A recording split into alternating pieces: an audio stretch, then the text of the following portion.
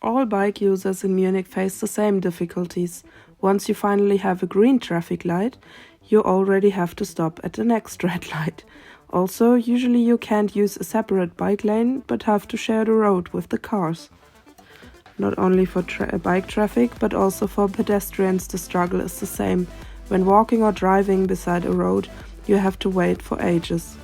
Especially in the Sonnenstraße, the phenomenon of dominant car traffic is very present.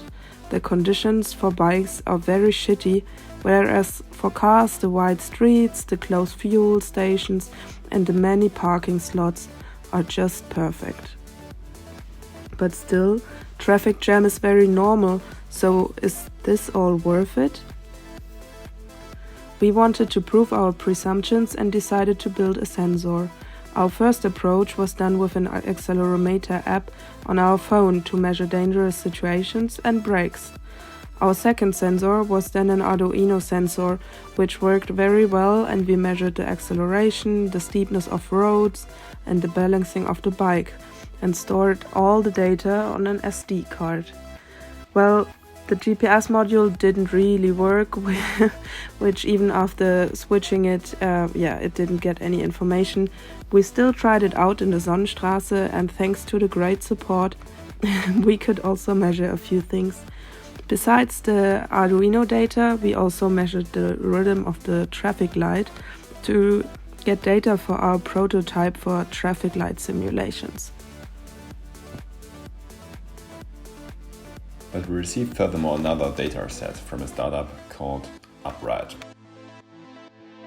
They gathered data about bumps, motions and traffic, but also the red waiting time in front of red lights that we filtered out with Grasshopper. So for the third step, we wanted to make a planning for now, for 2 years, and how it could be in 5 years. It should work similar to Google Maps, where you have point A and point B, and we could change this.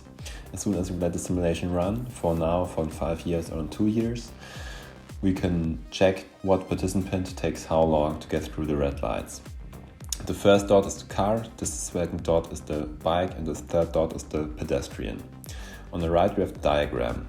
In the first dot we have the total waiting time for the red light, surrounded by a red circle, which is the percentage of the red light relative to the whole taking time for the path, followed by the path duration and the diagram. The diagram shows the green dots for crossing a green red light, and the red shows how long we wait in front of the red light. As you can see here, the car gets through fluidly, doing the bike often stops in front of the red light, and the pedestrian stops even more often in front of a red light. For 2 years we could change this. We could easily change the red light so the bike users get through easily and the cars don't even take so much longer. We could also change this for the pedestrians, so it works for the pedestrians and the car users.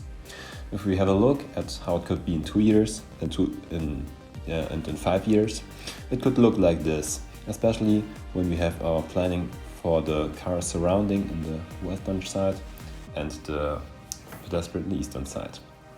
So what could we do with this tool now? It is made for raising public awareness. We could combine it with the München Bewegt and the ADFC to raise public awareness. And we could somehow connect it to the city BIM model to make a future-proof planning possible.